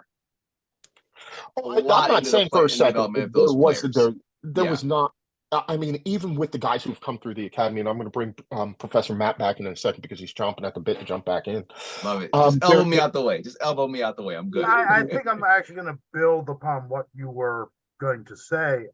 But real quick, Mike, even guys like, yeah, there's a significant amount of training. You don't see a Marcus Rashford develop overnight. Like, no, you know, when those guys come through, even there's Mason Greenwood. I mean, yeah, I was going to say I don't like I know we don't like talking about him, but but you can't say that he wasn't a successful academy. Probably he was. He was. You can debate whether or not you consider Scott McTominay a successful academy I would player. say yeah. I would say yes. Yeah. I mean, he's had a number of years in the team. So, yeah. So there you go, Matt. The floor is yours. I think there is a balance, though. Because Mike, I agree 100% with you. Sure. Oh, the freeze. Well, hold on, Matt. Hold on. Oh, there he is. Start we over. lost everything. I'm Start not over. even We lost editing that everything. out. That wouldn't give too many guys soccer show without somebody freezing. Start over. So I think there's a balance that can be had here. And you reach a certain point, and yeah, do you want to be starting academy kids week in, week out in the league? No, you don't. But, and I think Arsenal did a good job of this. Unfortunately, it was in their sort of dark years. This is what the Europa League's for. This is what the early rounds of cups are for. That's how you give these guys meaningful minutes. So when you do have to move on from an established player, it's like, I'm fairly certain we got a guy, as opposed to, oh crap, we sold our defensive midfielder. Now we need a guy, maybe an Ecuadorian guy. I don't know. So on that note, let's bring in our good friend Chelsea Mike, who's going to talk about the other side of this game and this transfer saga. We heard Professor Matt's impression of Liverpool's performance. Mike, I'm gonna need you to focus. No, I'm just over here. I'm just smiling. I see. I need you to focus on giving. Here's all I want to say. Just your impression. He's already all. All right, we're not going there. Instead, all right, go ahead. We're gonna mute him. We're gonna mute him if he starts with this stuff again. Give us your impression of Chelsea's performance in this first game. All right, I want to say what I saw first looking out there, as soon as they came out, the starting 11, Chelsea out there in jerseys that didn't have a sponsorship on them. It was a very unfamiliar team. They were not. It was unfamiliar in a way that I've never been unfamiliar with the Chelsea team, and we're very, very used to turnover. We've got years and years of bringing in new guys. Whatever. I will say I was not really impressed very early. I really think that Liverpool sort of had the initiative in many ways, but I think that the team sort of came around as the game progressed. And really by the second half were the better side. I think if Jackson had a little bit better finishing touches in there, we could have won the game. 1-1, a draw in an opening match against Liverpool in any other year would be just kind of ho-hum, maybe a little bit negative. You want to win the game at home at Stamford Bridge, your first match. But I think coming from where we've come from, first of all, as a fan base, as a side, I think 1-1 against Liverpool is a good start. I saw a lot out there that I liked. I saw some stuff I didn't. Why Raheem Sterling is still with this team, I don't know. Probably because we can't sell him anywhere. but he was out there. He started. I thought Mudryk was way better. I didn't think Raheem looked that bad. He looked okay. He looked okay, but Okay, he looked okay. He did. you know, he looked okay, but I mean, not he didn't. He also said, "Would you agree with me? He didn't really look special." No, he didn't look special. And also, like, when you start growing dreadlocks when you're in your late 20s, that's just kind of weird to me. Even if you were born in Kingston, it's just a little weird to me. Because I started going dreadlocks at 12, and then I started going bald before I was 30. But You know what? I'm way past my 20s, and I'm going to start growing dreadlocks, Stead. Then what you going to say? You're just salty because you can't. Hey, man, no, Yeah, I can Stead. grow them. They just start way back here. Stead, this hair, if I don't put stuff in it, it starts to dread up. You want me? I'll do it. I'll do it to start my we'll be all right. But we do want to get into the transfer saga. I mean, you do have to start by mentioning that I love the fact that both sets of owners were in the stands, were in the stadium, and then you do have a bit of, the announcers brought it up. I know that it seems a little bit simplistic on their part, but I do think it is real. This is a Red Sox LA sort of thing. You do have you have two owners who have proven, even in their baseball dealings, that they have completely different views of how to do this. Chelsea and Mike. How's that working out for the Red Sox? Well, I mean, the Dodgers are in first. The Red Sox are not. And if that is Red the Sox future, have how many World Series since this century to the Dodgers won? And the COVID one at that. And the COVID one. I mean, although the they were, series. Yeah. well, fair They enough. really Todd did look Bowley like the didn't come in until like 2014. So, I mean, you can't. Still, It's not a really good stat. It's not. Even since then, though, it's been a lot of sound and fury signifying very little. I'm not a Dodgers fan, by the way. I hope they lose, and I hope they lose hard. Yes, none of us on here, I think, are really big Dodgers fans. But nonetheless, it played out. So I'm going to try and set this back up the best of it that I can. When we came on to do the podcast last week, we discussed the drawn-out transfer saga of Romeo Lavia from Southampton to what at the time we thought was going to be Liverpool. The Reds had made a series of slightly increasing bids as they tried to get him for as little possible, knowing the whole entire time that Southampton valued him at about 60 million pounds.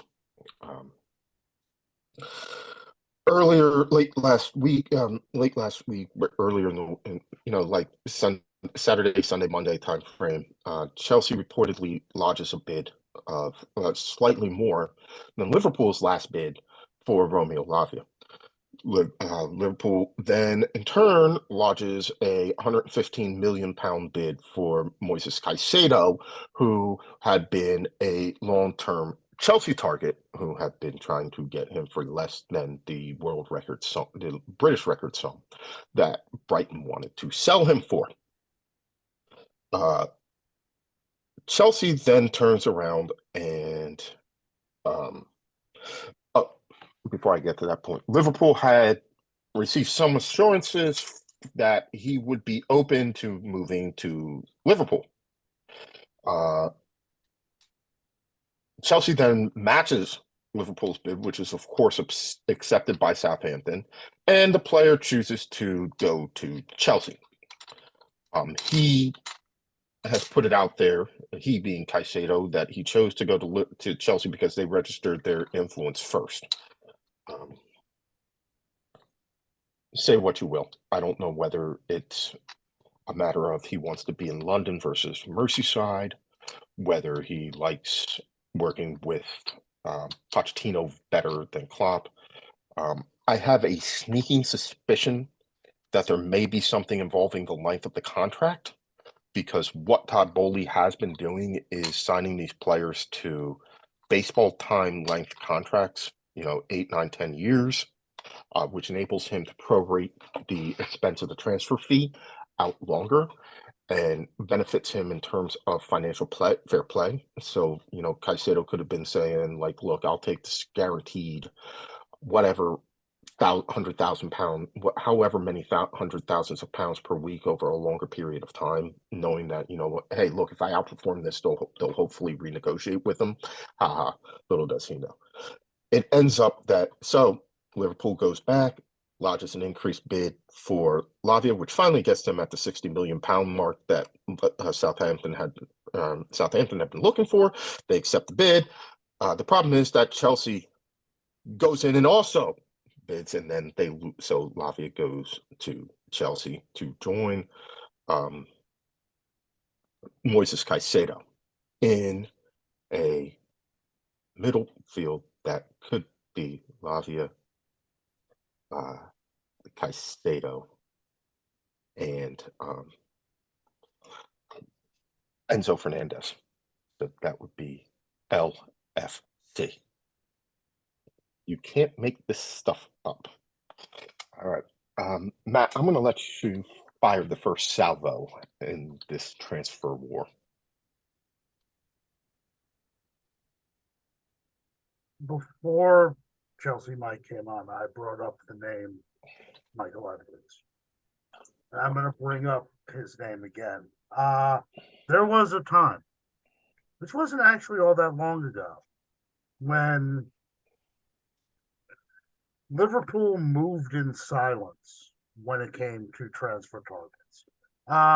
One of the worst, but also like nicest days of my life was my birthday in 2018. It was bad because I watched Glorious Carriers do Glorious Carriers things.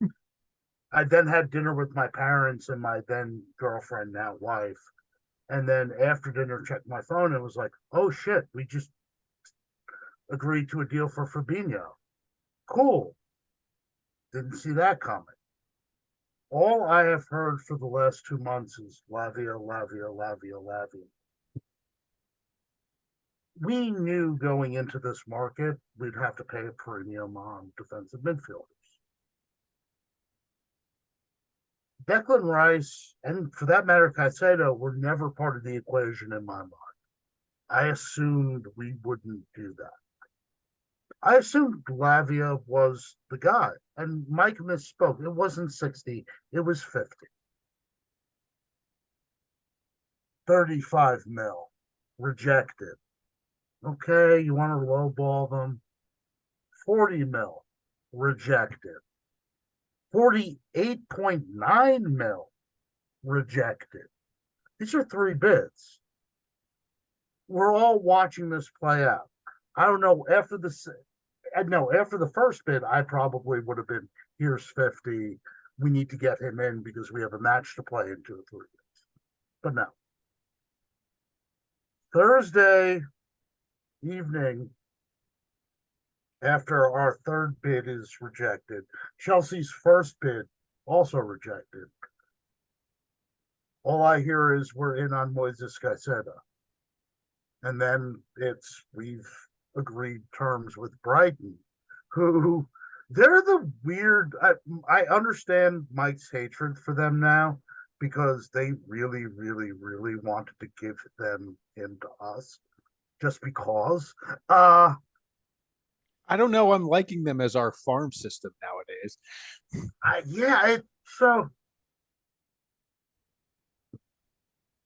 And I wake up Friday morning and I see Jurgen Klopp's press conference. And when Klopp announces signings, which he never does, well, never did up until Friday, unless someone's been in the bag, he's all smiles, he's all happy, because at the end of the day, he's a really tall, big German kid with a beard, and he wants to tell you about his new toy. When asked about this, he said, "We have reached agreement with the club, but we want the player." And I'm already thinking something ain't right. Within 2 hours, all you're hearing is he's flattered, but he really wants Chelsea to come back in. And that was the moment where I was like, this is over. I assumed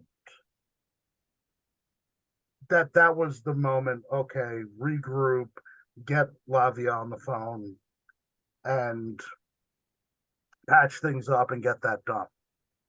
But no, we just kept going. And then Sunday, it's a done deal. Caicedo to Chelsea. And then literally it was like 2 or 3 hours after the match ended, Mike, it was like, nah, Lavia wants to play for Chelsea because, and I don't blame him. He feels hard pressed because we broke a big cardinal rule of our old transfer policy. If you do work on a guy, that's your guy. We did no work with Caicedo. Chelsea did no work. So, like, yeah, I'm sure all of that money that Todd B's giving him helped sway the decision. But I do believe him when he says, hey, I've been talking to them for months. Who are you? And on the flip side of that, in the case of Lavia, it's like, you guys have been doing all the work. And then you saw a prettier girl at the bar and you just left me hanging. Nah. This is a mess. This is just a mess. And it goes back to, we've had 3 sporting directors in the last 18 months. We are now on rentitude, like I had said. Chelsea, and we can talk about the pluses, minuses, sanity, sustainability of their current model. One thing I will give them, and this is where, me and Mike have talked about where our respective teams are at the rebuild. And I agree with Mike. Chelsea is further ahead in some ways. And in one big way, they rebuilt their front office. We have not done that yet. And if you don't rebuild the front office, you can't rebuild the squad on the pitch. It doesn't work. So let me just I'm gonna come at it hot. I'm gonna come I'll come with some like realistic analysis in 1 minute, but Liverpool just found out. Liverpool messed around and found out, right? Like, oh, like let's play around with Southampton. They're gonna give us a little championship premium here. We're gonna get in. Chelsea had done work on Lavia last year. If you look at Fabrizio Romano's retweet this week, he talked about how Chelsea wanted Lavia last year because they realized that their defensive midfield was Jorginho and Kovacic, and that wasn't going to work. And at the end of the day, it did not. You're welcome, Arsenal and City. But so Arsenal gonna mess around. Like, oh well, we've done all this work, so we can just take him if Brighton doesn't want to play ball. And then Arsenal was like, well, no, thank you, sir. We'll just come and take Caicedo. It's like, nope, we're gonna take Caicedo and we're gonna take Lavia because we're going back to the Abramovich era, baby. One of them's gonna work out. And who cares? We'll just pay them all. Welcome back to Chelsea. Chelsea's coming back up, baby, because this is what we've always done. Chelsea's on the ascendancy, my friends. Welcome back to Chelsea football. You want that guy? Too bad. He's ours now. You want that guy? Too bad. He's ours now. No.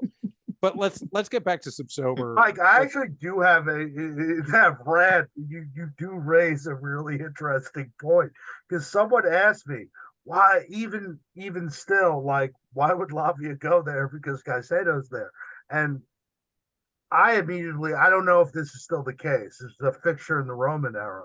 I looked at them and I was like, lone army.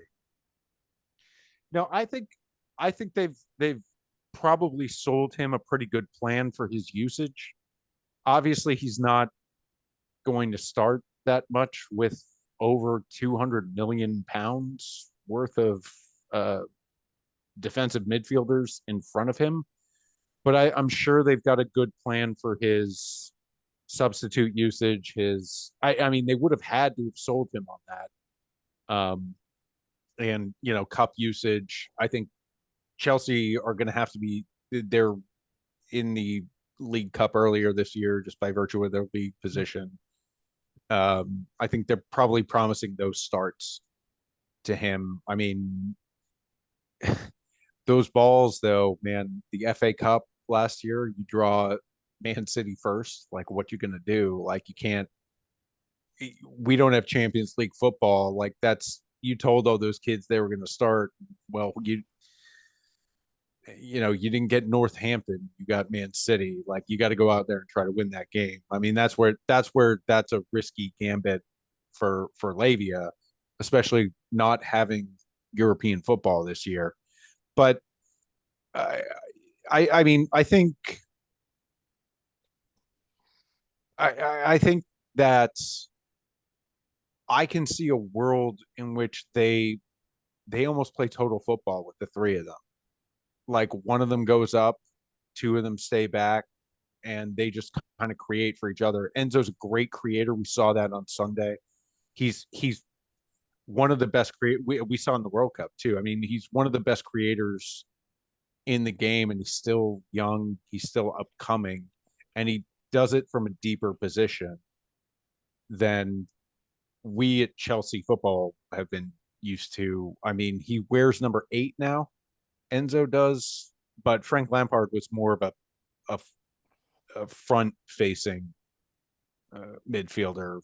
That's where he did his creation from. Enzo does it from everywhere.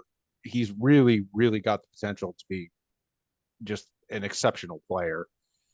I think while we're on the topics of Chelsea moves, I think the Jackson move has to be talked about because that's what they were lacking is a striker.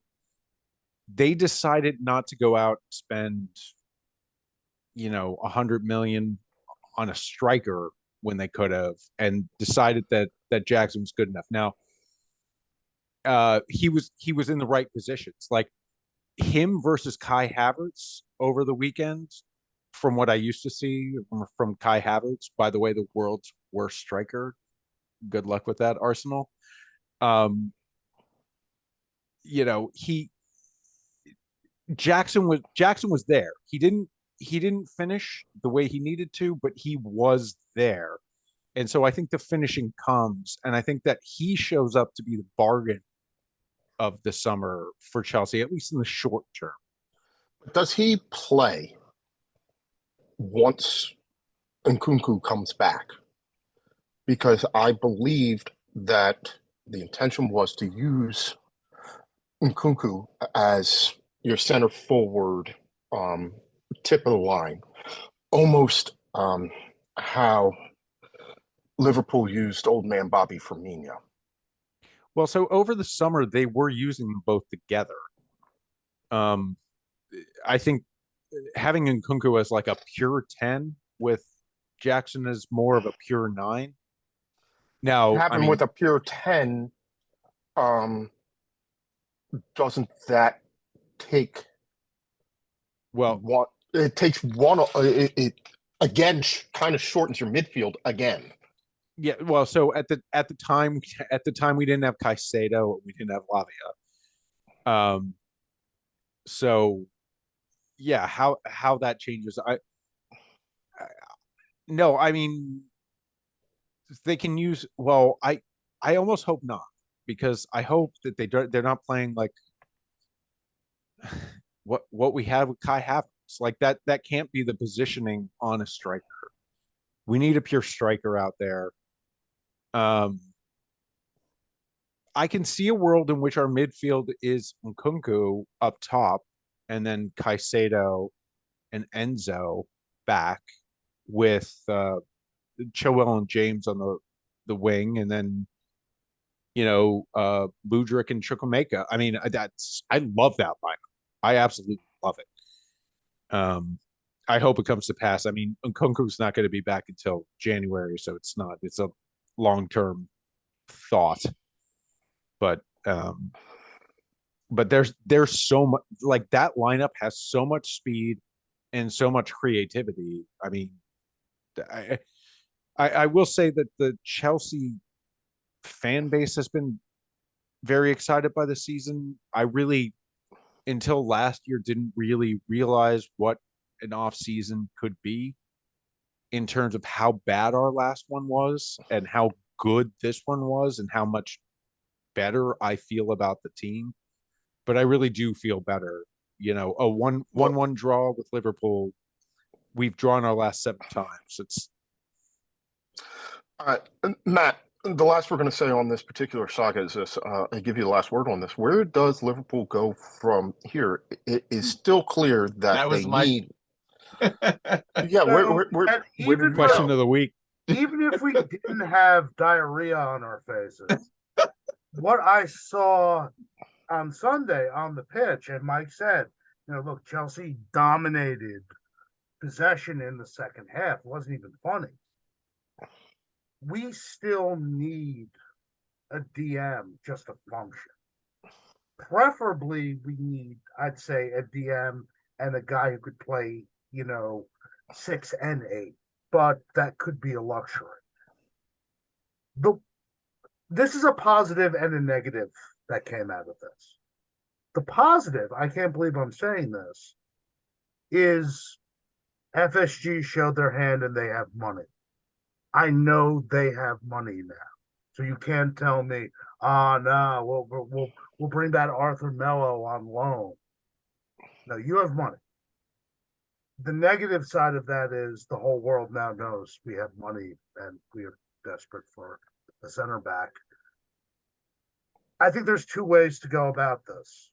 If you're sticking with, you want a younger up and coming guy, which I would actually include Caicedo in that bracket because I think he can still grow. He's 21. Yeah. It's not. Everybody talks about like the difference in between Lavia and Caicedo. Like, I know that Caicedo has a full season effectively starting in World Cup and just like a lot more game experience, but he's 2 years older. He is not. We're not talking about a guy in Moises Caicedo who's in his late 20s versus this 17-year-old. Caicedo's a couple of years older, just a couple. If we're sticking with that model, the obvious names, at least for me, that come to mind are, if we're sticking in the Premier League, Czech Decore from Crystal Palace. Not a huge fan of him, but he's certainly effective, and he's Stead's boy, Vieira approved. So that says something. Zubamendi from Sociedad. I really like this kid.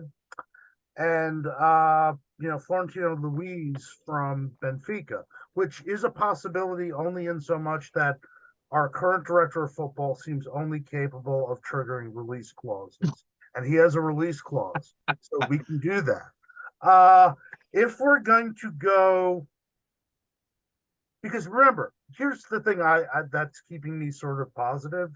We still have Bacetich. We do have our young guy in place. It's just when you have a raw 19-year-old, you run the risk of running him into the ground, which is what we did last year. If you're looking for a more veteran Band-Aid kind of guy, Paulinho, who's apparently close to coming back, isn't a horrible shout. I would have said Tyler Adams, but it sounds like he's really sort of messed up. If I will borrow from Moises Caicedo, if I knew he only had if he didn't only have eyes for United, I'd say Amrabat. But he seems the one thing we should have learned here is don't sniff around a guy who doesn't really kind of want to be with your club. I can tell you who I don't want. Calvin Phillips. What about Leon Goretzka? That's an interesting one. If we were to bring in a more, because here's the thing with Goretzka. Goretzka is one of those 8-6 hybrid guys. If we got a full-on 6 and Goretzka, I'd be happy with that. But I don't think it can just be Goretzka, especially with his recent injury history. Yeah, his injury history, but I mean, that's one that could be available on the cheap. We're going to see whether or not a move. United still has to actually lodge a bid for Amrabat. I think that's going to come as soon as this supposed loan deal for Donny van der Beek gets settled. But yeah, there's Wait, still can I ask? Can 2 I ask weeks. Matt can I ask Matt a serious question here? Are you capable of asking a serious question? I'd like to hope so, Matt. So, to me, the best Liverpool chances happened in that match over the weekend in transition when it was fast and they kind of came from Mo Salah. So why not? I mean, would Jurgen Klopp be capable of building a speed offense with a fast midfielder? Maybe go to 3 at the back and go fast through the middle to Salah to create, because those were the best chances to me in that match. We were talking. Could they build a team around? That's the thing. So we were talking about the formation, which on paper is still 3-4-3, but in reality is 3-2-2-3. We can do that. I think that's actually why we brought in Sabazalai, because I think that's your speedy, quick, sort of creative midfielder. But if you don't have any physicality, and this is why I'm like saying, hey, I'd even take Tyler Adams at this point. If you have no physicality back there, oh, and by the way, one of your 3 center backs is actually Andy Robertson, whose natural instinct is space, go forward. It's going to be tough. I think in order for what you're suggesting to work, I still think you need at least one. But what about like a 4-3-3 where you go through the wings to Salah and you because say you just can't get the defensive mid. You play with 3 like mid-lying mids with your wingers, going up to kind of create the width throughout the midfield.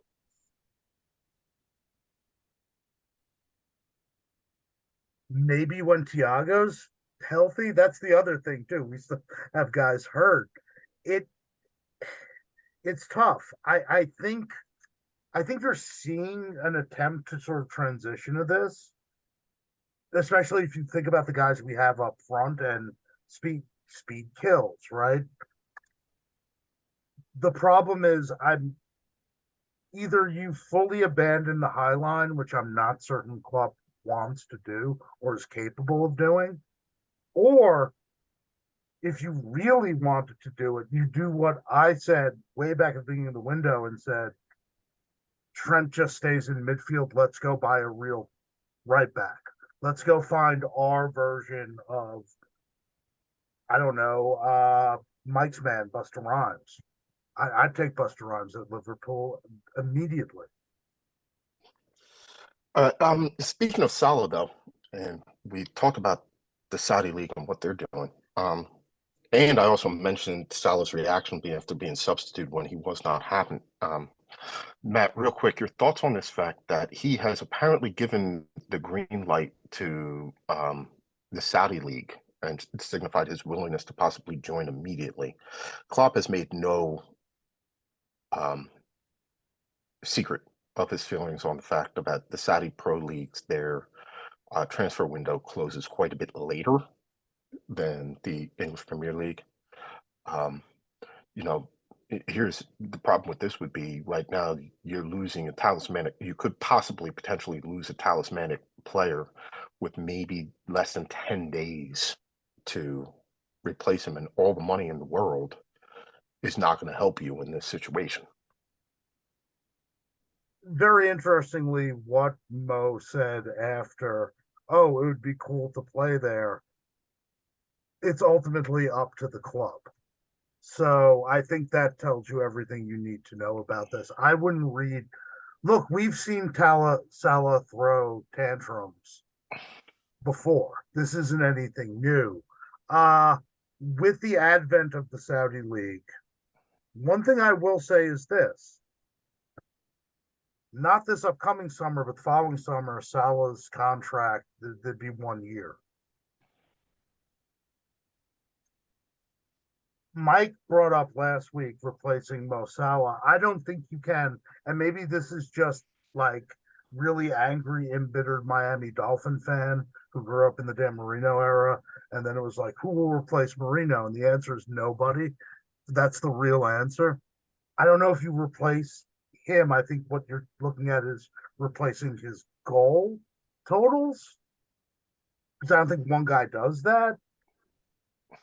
But a good way to potentially do that, I'm not saying next summer, but again, maybe the summer after that, maybe you do cash in. But I wouldn't. What we're seeing with the Saudi League, unless you're Mitrovic, who knows that there's a certain cap for him, and going to Saudi Arabia ensures him and his Serb-ass family a great future. Or Neymar, where you've kind of just burnt all the bridges, it's guys who are roughly in the same age bracket and kind of the career trajectory where Mo would be in about a year or two. It's not guys who are still at their peak. We've been saying this for a while privately. We'll say publicly. It is, about 10 years ago when the Chinese Super League did the same exact thing. They got the same exact caliber of players. It was a combination of older guys looking for one last paycheck and younger guys who had reached a cap, and, the occasional player, Oscar, in what could be considered his prime, who was just like, you know what, I'm just going to take the money and run. I saw it firsthand 15 years ago, because before the Chinese Super League, this was the Russian Premier League. And it was Anzi yeah. Makala, did the same thing, and it lasted about a couple of seasons. I'm not saying That's that about 18 months, and that was about it. Yeah, it was. Well, you've got to explain to me how Samuel Eto'o was playing games in Dagestan while still living in Spain. Mm-hmm. Mm-hmm. And I understand that most of the games, because of the location of the teams, are actually played in Moscow. But like, he was living in Spain. He was living in Italy at the time, and simply like flying in for games and then flying back home. That era was peak excess, madness, Putin Russian football. Because while Samuel Eto'o was playing for a team from Dagestan but couldn't play in Dagestan because there was a guerrilla war insurgency, but you weren't supposed to talk about that, so you had to play in Moscow. Living in Italy, Russia's national team's manager, one Fabio Capello, was also still living in Italy and just showing up, 2 days before they had internationals. So there's a that was great kind of the vibe in Russia. that time. There's a great YouTube documentary about 20, 30 minutes long about that whole situation. That talks about exactly what you're saying. It's Yeah. really good. Russia, by the way, were also pretty good in those international matches. Like, I remember They were watching good those they Euro were matches good. with you, Mike. They were good. Well, the funny thing is, the Euro matches that you're talking about are actually like right before all of this, and kind Yeah, of the that's the impetus for Gossitic Russia team. Oh yeah, yeah, yeah, that was the the guy. impetus Yeah, for yeah, it was. why they did all of this. Then Fabio Capello takes over, and I believe, Matt, correct me if I'm wrong. He only had him for the 2014 World Cup, and like was abjectly awful. I mean, all of No, this his hype nickname, around how good. Stead's old buddy, Andre Arshavin. Andre Arshavin. One game against Liverpool. That's all we talk about. Andre Arshavin called Capello the guy from Milan. And still, like, this is one thing I do miss about boycotting the Russian Premier League for obvious reasons. Arshavin is one of the announcers apparently now, and he's great because he has no filter. And so he just volunteers this information. Still refers to him as, oh, the guy from Milan. It was. Yo, can I wait? Mhm. Can I ask Matt one almost semi-sarcastic, but not really? Like, this is I want your genuine feeling on this, Matt. While we're talking about running over to the Saudi league and it being the next Russian league, and then the Chinese league, would a reunion of Sadio Mane and Mo Salah make you happy or sad? Don't know. Good question. No, that's a good one, right? That's a very good question. I mean, I'd the have other, to really but think the other about question. that. Because on the one hand, it would be like, but the whole thing's so weird. Did you guys see, speaking of ex-Liverpool guys in Saudi Arabia? So Fabinho played his first match over the weekend. And he was, apparently this is what happens in Saudi Arabia. He was gifted a Rolex by a random fan. Like, not the club president or anything, just a fan. It's like, here, bro. I mean, the thing about that is, like, couldn't that also be considered bribery? Oh, yeah, yeah. And yes, the excess in Saudi Arabia is extreme. And we know that when you're talking about a group of people who the average citizen just gets something like $80,000 a year just simply for existing. But they know that the timeline on this is short, so they're trying to have as much fun with it as they can. As you talked, though, Mike, about a reunion with Sadio Mane and Mo Salah, I think the interesting point to bring up is, would the two of them actually want that to happen? Because part of me feels like it's like we enjoyed some great success together, and it was great, but we're happy now that we have each gone our own individual way. I don't know. Is Sadio Mane happy? This I doesn't. think that I don't know that he's happy. I'm just saying, like, I don't think that he's upset that he's not playing opposite Mo Salah, because I genuinely feel as though he thinks sometimes that Mo Salah got his flowers. Oh, I definitely don't think that Sadio Mane is going to be up in the manager's ear like, yo, if we can get Mo Salah, we need to get Mo Salah. I think it's going to be the other way around. It's like, hey, too bad you've got Mo Salah again. I will say one thing. I'm fairly certain Sadio is happier in Saudi than he was at Bayern. Yeah, that did not seem a good marriage for him. I mean, even if anything, he's closer to home. Yeah, and look, this is a guy when he was at Liverpool. I mean, look, Mo's Muslim, but it seems Mo's probably Muslim like I'm Catholic. Like he shows up at mosques, he fasts, but he also has a Christmas tree in his house with his family. Sadio Mane cleaned the toilets at the local mosque in Merseyside. He's deeply religious, and I think that is a factor there too. He also I think Mike, you're right. Like now he gets his laurels. Mhm. Like Mhm. he gets the roses laid on him now And for I think being he that wants horse. to keep it that. And Yeah. it's like, of all the teams that you could possibly go to, why do you have to show up at the one in this league where I'm playing? Go someplace else. Yeah. So, yeah, we need to wrap up, Mike.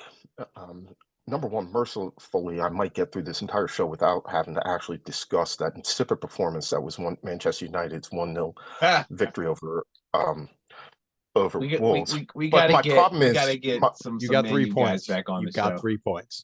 yeah, but I've got um, the the problem is, in order to do that, I've got to reflect on a 4-1 demolition job by Inter Miami in Philadelphia as Messi and co. go through to the Nations League final.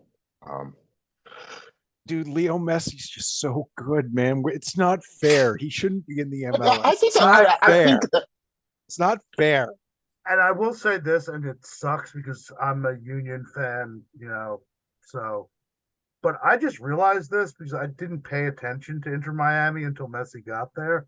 Sergei Kristoff, my boy, is riding the coattails of this. He showed up at South Beach just to retire. Now he's like, word, I'm playing with the best guy ever. Pretty cool.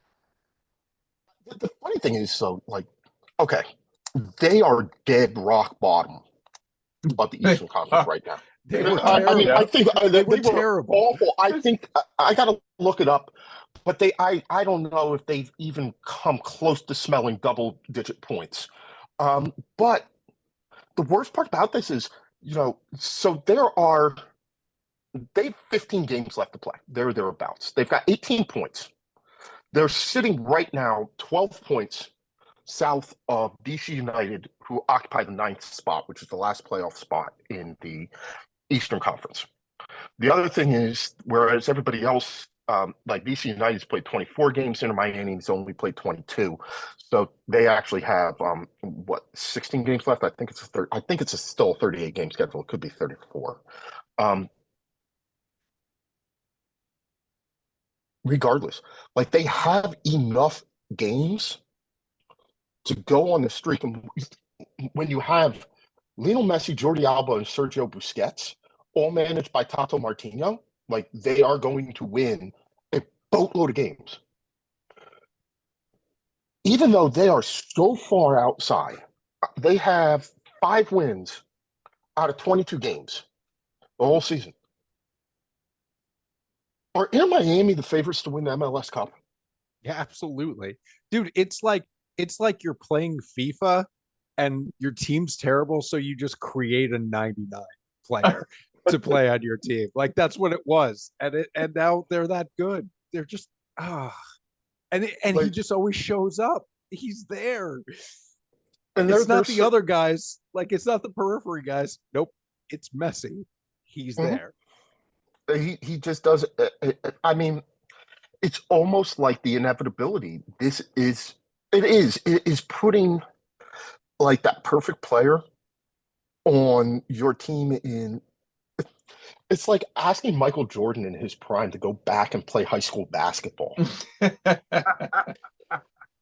It's like that what I don't know which commercial it is, but it's the insurance commercial where they need the softball team's playing and they need a pinch hit and they call on Derek Jeter. Like it's exactly like that.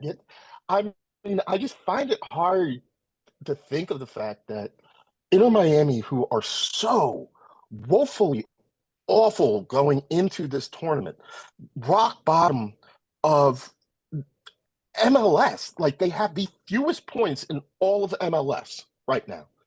And all 4 of us can sit here right now and say, yeah, the worst team in the league right now is the favorites to win the trophy. We can. Yeah. All right, gentlemen. We got to wrap this show up. It's been a really fun one. It went a little bit longer than we normally do, but You know, it was nice to see some really old friends that we haven't seen in a while. Getting Coach G back, getting Celtic Cam back, finding out that Celtic Cam is actually in one piece. And of course, thanks to Professor Matt and Chelsea Mike for joining us, and producer Stead for keeping the trains running on time. So, for the cast of the Too Many Guys Soccer Show, I'm Mike. We did all right this week. We'll try and do better next.